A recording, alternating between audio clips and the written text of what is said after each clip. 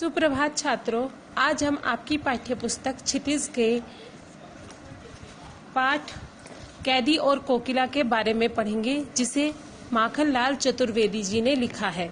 माखनलाल चतुर्वेदी का जन्म 1889 ईस्वी में मध्य प्रदेश के होशंगाबाद जिले में हुआ था। उन्होंने आजीविका के लिए 16 वर्ष की आयु से ही अध्यापन कार्य प्रारंभ कर दिया था। उसके बाद वह पत्रिकाओं के संपादन कार्य में जुट गए। उन्होंने एक भारतीय आत्मा उपनाम से राष्ट्रीय भावनाओं से युक्त कविताएं भी लिखी हैं। आपने उनकी एक कविता पढ़ी होगी, फूल की अभिलाषा, जिसमें उन्होंने फूल की इच्छा, फूल की अभिलाषा को बताया है। तो वह देश के एक देशभक्त और देश के वीरों के लिए समर्पित कवि हैं। माखनलाल चतुर्वेदी की प्रमुख रचनाएं हिम किरीटिनी, साहित्य देवता, हिम तरंगिनी, वेणु लो गूंजे धरा आदि हैं। इनकी रचनाओं में राष्ट्रीय चेतना का स्वर, बलिदान, संघर्ष आदि दिखाई पड़ता है। उन्होंने अपनी रचनाएं खड़ी बोली में लिखी हैं। वह अपनी रचनाओं में भाव को अधिक महत्व देते थे। उनकी रचनाओं में तत्सम, तद्भव, अरबी, फारसी के शब्द मिलते हैं। उन्होंने अपनी रचनाएं मुक्तक काव्य में की हैं। इनका निधन 1968 ईस्वी में हुआ था। आते हैं हम अपने चैप्टर पर। चैप्टर का नाम कैदी और कोकिला। इस कविता में कवि कैदी और कोकिला नामक इस कविता में ब्रिटिश शासन की बर्बरता, देशभक्तों पर उनके द्वारा किए गए अत्याचारों को देखने समझने के लिए आईना दिखाया गया है। इस कविता को पढ़ते हुए यह स्पष्ट अनुभव किया जा सकता है कि देश की आजादी में अपना सर्वस्व न्योछावर करने वाले अमर सेनानियों ने कितने शारीरिक एवं मानसिक कष्ट सहकर हमें स्वतंत्रता का अमूल्य उपहार दिया है। कवि कहते हैं, एक कैदी और एक कोयल के बीच का वार्तालाप है, जिसमें कैदी कोयल से कहता है, क्या गाती हो, क्यों रह रह जाती हो, कोकिल बोलो तो, क्या लाती हो, संदेशा किसका है, कोकिल बोलो तो, ऊंची काली दीवारों के घेरे में, डाकू चोरों बटमारों के डेरे में, जीने को देते नहीं पेट भर खाना, मरने को देते नहीं तड़प रह जाना, जीवन पर दिन रात कड़ा पहरा है, शासन है या तम का प्रभाव गहरा है, हिम कर निराश कर चला रात भी काली, इस समय कालिमा मई जगी क्यों आली। कवि कह रहे हैं कोयल से, क्या गाती हो, कि हे कोयल तुम क्या गाती हो, तुम क्या गाती हो, क्यों रह रह जाती हो। कवि अर्धरात्रि में गाती हुई कोयल की आवाज से चौंक कर उठ जाता है और बहुत ही व्याकुलता से उससे पूछ बैठता है कि हे कोयल, तुम बार बार रह रह कर क्यों गा रही हो। क्या तुम्हारे इस गीत में किसी तरह का गुप्त संदेश या कोई प्रेरणा छिपी है? यदि कोई ऐसा संदेश है तो यह संदेश किसका है? मुझे स्पष्ट रूप से बताओ। मुझे बताओ कि तुम किसका संदेश लेकर आई हो। हे कोयल, मैं जिस स्थान पर कैद हूँ वह स्थान मनुष्य के जीने लायक नहीं है। यहाँ की दीवारें भयानक, काली और ऊंची हैं। यहाँ चोर, डाकू और राहजनी करने वालों का निवास है। स्थिति यह है कि जीने भर के लिए भी भोजन नहीं मिलता और भोजन के अभाव में मन तथा शरीर तड़पकर रह जाता है। अंग्रेज सिपाही हमें मरने भी नहीं देते और ठीक से जीने भी नहीं देते। हमारे चारों ओर कड़ा पहरा है। वह कवि आगे प्रश्न करते हुए कह रहा है कि यह अंग्रेजों का अंधकारमय शासन या वास्तव में गहरी काली अंधियारी रात है। रात इस सीमा तक काली है कि प्रकाश रूपी चंद्रमा या आशा रूपी चंद्रमा उसके आगे परास्त है। वह भी निराशा का संदेश दे रहा है। उसका प्रकाश भी क्षीण प्रतीत होता है। कभी कोयल से कहता है, हे सखी, इस अंधेरी रात में तुम क्यों जाग रही हो? क्या तुम मुझसे कुछ कहना चाह रही हो? आगे कवि कहता है, क्यों हुक उठी वेदना बोझ बाली सी, कोकिल बोलो तो। क्या लूटा मृदुल वैभव की रखवाली सी, कोकिल बोलो तो।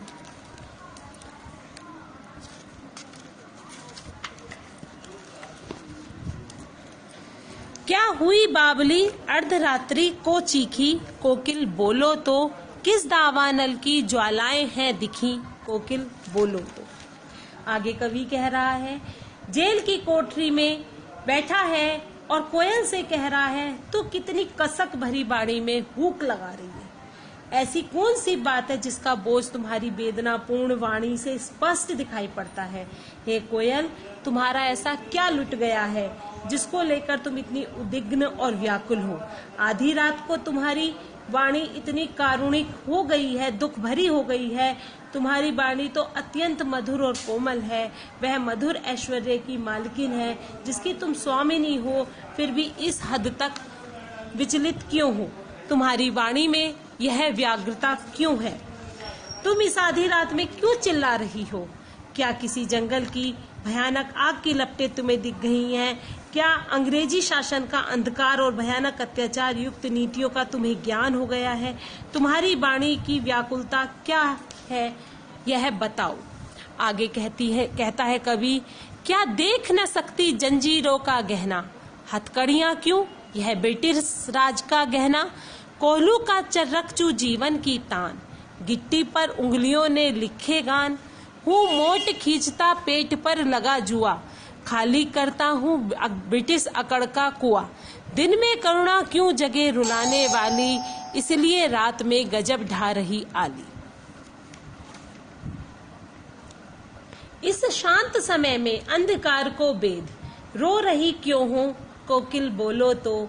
चुपचाप मधुर विद्रोह बीज इस भांति बो रही क्यों हो, कोकिल बोलो तो। कवि कोयल से कहता है, क्या तुम्हारे शरीर पर पड़ी हुई जंजीरें नहीं दिख रही हैं? ये जंजीरें हमें किसी गहने से कम प्रतीत नहीं होती।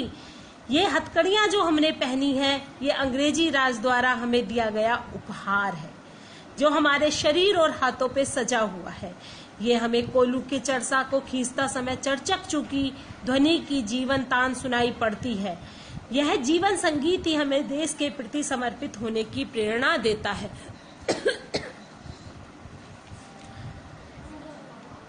कवि कहता है कि हमारी उंगलियों में पत्थर के ये टुकड़े स्वतंत्रता संग्राम का नया गीत रच रहे हैं। जब पेट पर कोल्हू का जुआ लगातार कोल्हू का चरसा खींचता है तो ऐसा लगता है अंग्रेजी शासन की अकड़ और घमंड को कम कर देता है। कवि के अंदर नए उत्साह का संचार होता है। कवि कहता है कि हे कोयल, इस अंधकार में शांत माहौल में तुम क्यों विलाप कर रही हो? तुम्हें ज्ञात है दिन का समय परिश्रम, यातना, संघर्ष का समय होता है। उस समय मधुर आवाज और करुणा की आवश्यकता नहीं होती, इसलिए तुम्हारा रुदन इस घोर अंधकार को बेध रहा है। हे कोयल, क्या तुम इन अंग्रेजों के विरुद्ध क्रांति का सूत्रपात कर रही हो? क्या तुम अपनी करुण वाणी से स्वतंत्रता संग्राम का नया अध्याय लिख रही हो? बोलो कोयल, क्या तुम इस नीरव शांत अंधकार में वातावरण में इसलिए चुपचाप रुदन कर रही हो? आगे कवि कहता है, काली तू रजनी भी काली, शासन की करनी भी काली। काली लहर कल्पना काली, मेरी काल कोठरी काली। टोपी काली कमली काली, मेरी लोह श्रृंखला काली। पहरे की हुकृति की ब्याली, तिस पर है गाली ए आली। इस काले संकट सागर पर मरने को मदमाती, कोकिल बोलो तो। अपने चमकीले गीतों को क्यों कर हो गाती, कोकिल बोलो तो। कवि कहता है कि कोयल, जिस तरह रात का रंग काला होता है, तुम्हारा भी रंग काला है। जिस तरह अंग्रेजों का बर्ताव भी निरंतर काला है, अमानवीय है, यह व्यवहार मेरे मन में कई तरह की भयंकर कल्पनाएं भर देता है। बुरी बुरी कल्पनाएं एवं विचार लहर के समान इस काली अंधेरी कोठरी में घूमते रहते हैं। मेरी काल कोठरी का वातावरण भी नितांत कालिमा युक्त है, रोशनी विहीन है। कैदियों की टोपी भी काली है, कंबल भी काला है, यहाँ तक कि मेरा शरीर जिन लोहे की जंजीरों से बंधा है उनका रंग भी काला है। यहाँ सब कुछ काला है, अंधकार में है, कालिमा युक्त है। इस वातावरण में पहरेदार की भीषण आवाज किसी सर्पणी के डसने जैसा भय उत्पन्न करती है। हे सखी, इस अंधकार में अन्याय से भरे वातावरण में अंग्रेजी सैनिकों द्वारा दी जाने वाली असभ्य गालियां इसे और भयावह बना रही हैं। कवि कहता है, ऐसे अन्यायपूर्ण एवं अमानवीय वातावरण में भी काले सागर रूपी विपत्ति अर्थात अंग्रेजी हुकूमत से लोहा लेने का उत्साह निरंतर बढ़ता ही जाता है। ऐसी इच्छा प्रबल होती है कि इस काले सागर रूपी संकट को जल्द से जल्द नष्ट कर दिया जाए। हे कोयल, बोलो, यह कैसा विचार है? तुम अपनी माधुर्यपूर्ण स्वर लहरी में गीतों से क्यों लहरा रही हो? क्या तुम भी इस अंग्रेजी हुकूमत से लोहा लेने का मन बना चुकी हो? कोयल, ये मुझे तुम सच सच बताओ।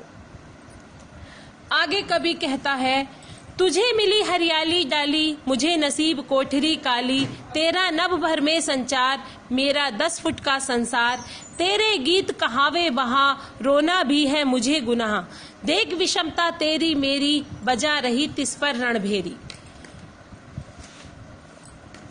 बजा रही तिस पर रणभेरी।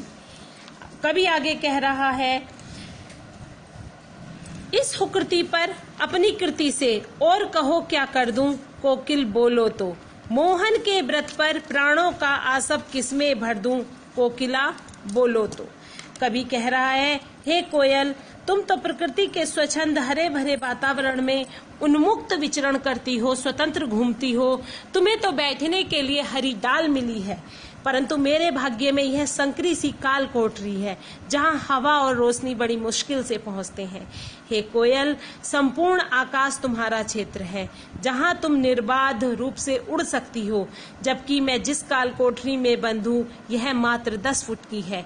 हे कोयल, तेरे गीतों की सभी प्रशंसा करते हैं और यदि मैं अपनी दुर्दशा पर रोना भी चाहूं तो वह अपराध माना जाता है। हे कोयल, तुम स्वयं देख सकती हो तुम्हारी और मेरी स्थिति में कितना अंतर है, तब भी तुम अंग्रेजी शासन के विरुद्ध युद्ध का संगीत बजा रही हो। कोयल, बताओ, तुम्हारी इस हुकृति पर मैं क्या कर सकता हूँ, तुम्हारी इस हुंकार पर मैं क्या कर सकता हूँ। इस काल कोठरी में रहकर मैं अपनी रचनाओं कविताओं द्वारा ऐसा क्या विशेष करूं कि स्वतंत्रता संग्राम की अग्नि और अधिक प्रबल होकर जल उठी। हे कोयल, तुम बताओ, महात्मा गांधी के स्वतंत्रता आंदोलन के लिए मैं अपने प्राण रस किस भांति न्योछावर करूं। हे कोयल, मेरे संघर्ष की दिशा क्या होगी यह मुझे बताओ, मैं इसके लिए खुशी खुशी तैयार हूँ। मैं अपने प्राणों को भी देश के लिए समर्पित कर देना चाहता हूँ।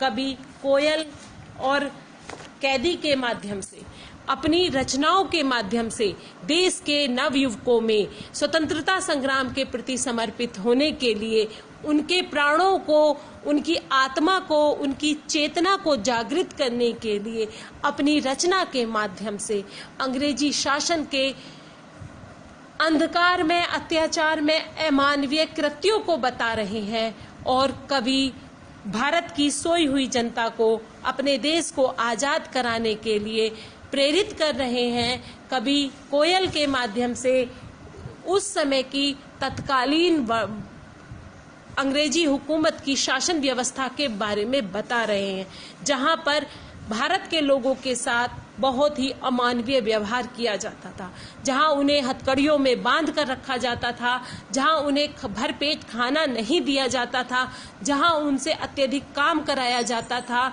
जहां वह अपने मन की भावनाएं नहीं कह सकते थे। इस सब के बारे में कवि ने विस्तार से बताया है। तो आज